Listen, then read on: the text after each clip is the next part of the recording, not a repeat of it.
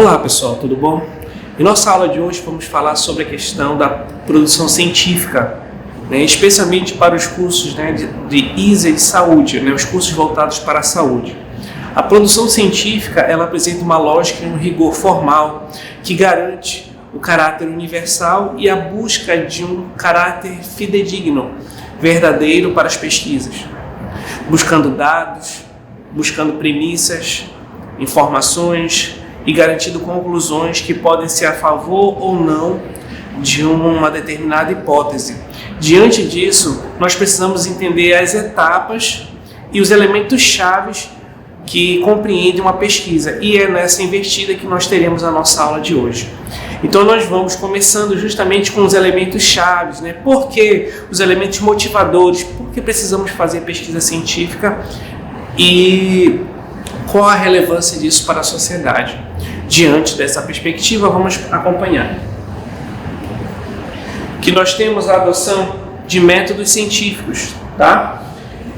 Esses métodos científicos, eles dão da natureza do objeto da pesquisa, ou seja, qual o ponto-chave, qual é a essência dessa pesquisa, qual é a abrangência, o que ela quer alcançar, tá?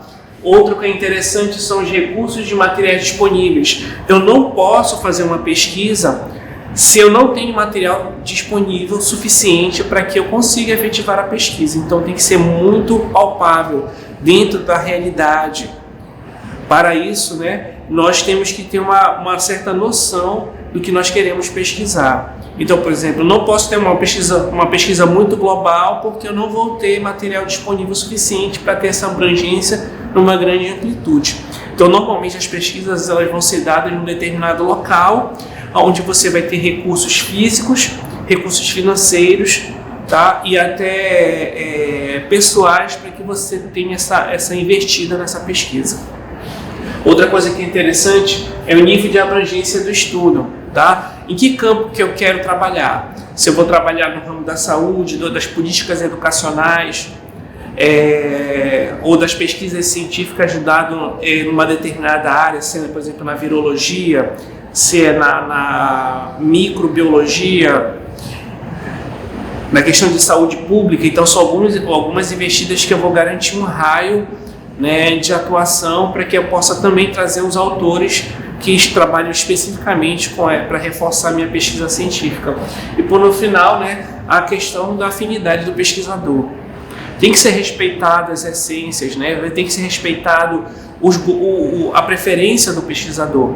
Então eu, quanto pesquisador, você tem uma área que você tem uma afinidade, que você gosta de ver as problemáticas existentes e gosta de investir todos os seus esforços para compreender esse fenômeno.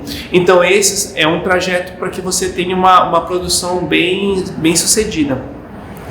A maioria dos trabalhos científicos, quando a pessoa não tem uma certa noção ou uma experiência, ela tenta fazer simplesmente para responder uma disciplina ou então só para um quesito de finalização de um curso, sem respeitar esses parâmetros. Então, no caso, a pesquisa ela fica superficial, ou então às vezes não se torna uma pesquisa agradável para aquilo que você almeja. Tá? Então, o grande ponto é que para a ciência ela não busca a verdade das coisas. Tá? A ciência ela busca responder às problemáticas que estão ocorrendo naquele determinado período. Você nunca vai começar uma pesquisa porque você achou interessante ou bonito. Você vai fazer pesquisa porque existe uma problemática, uma demanda, e você vai buscar esforços para compreender esse fenômeno, por que tem esse problema e quais são os caminhos para responder. E, então isso é fazer ciência, tá? Então vamos lá, continuando.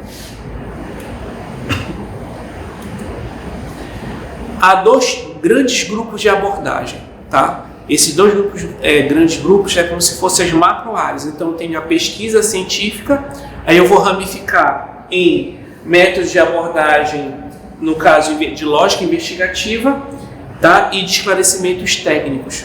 Então esses são os grandes pontos-chave de uma pesquisa. Ou eu quero, investir no princípio de investigação, onde eu vou ter uma descoberta de alguma coisa dentro daquela área, ou eu vou desenvolver uma técnica para que outras pessoas possam reproduzir,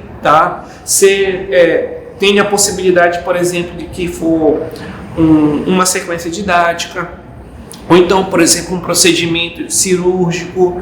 Eu desenvolvi uma técnica de procedimento cirúrgico, eu desenvolvi uma técnica para que você tenha a capacidade de identificar um tipo de vírus. Ou então, eu vou desenvolver uma questão muito mais básica, muito mais lógica, que é uma investidura para trazer informações. Então, eu vou informar uma comunidade, eu vou informar uma população. Então, nós estamos nesses dois níveis de abordagem, tá? Então, continuando. Outro ponto que é interessante da nossa pesquisa, tá? São a questão dos caminhos dos métodos científicos, tá? Esses caminhos e métodos científicos, eles partem do seguinte ponto. Primeiro, o método. Qual método você vai abordar para que você consiga fazer a tua empreitada científica, né?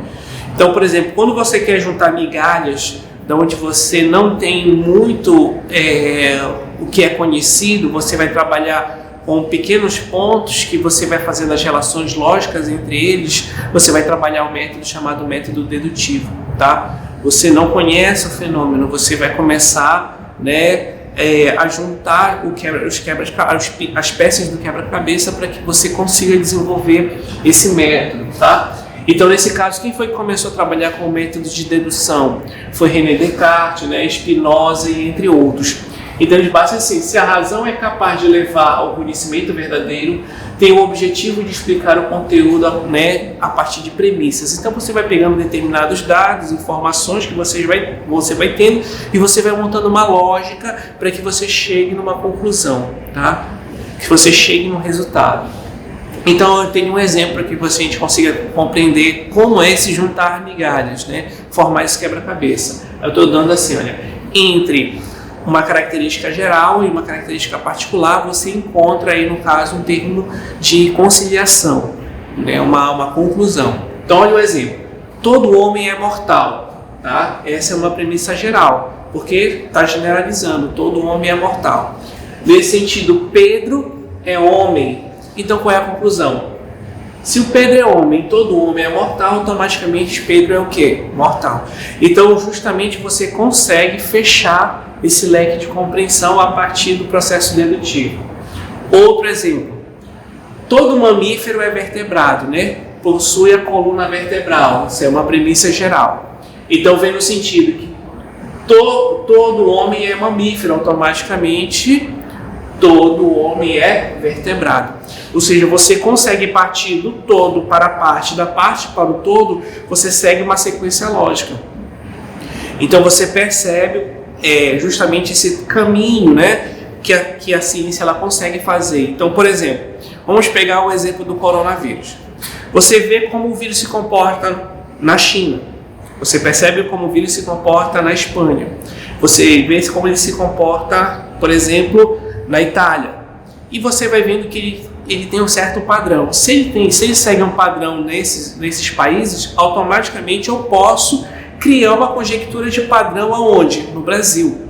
E aí eu posso ter uma determinada informação e eu posso desenvolver o quê? Políticas de prevenção para que evite a propagação. Por isso, alguns quesitos básicos até do princípio da evolução, né? Por exemplo, a evolução ela trabalha com o indivíduo isolado, ele diminui o seu potencial evolutivo, né? Ou então, por exemplo, ele pode favorecer quando você quebra essas barreiras de isolamento. Então, no caso, a restrição, né, o isolamento, ele faz com que não tenha um fluxo gênico, né, um fluxo dessa genética do vírus para outras pessoas, então você vai controlando justamente o crescimento populacional dele. Então, são algumas coisas que você parte desses métodos dedutivos a partir dessas informações. Vamos passando.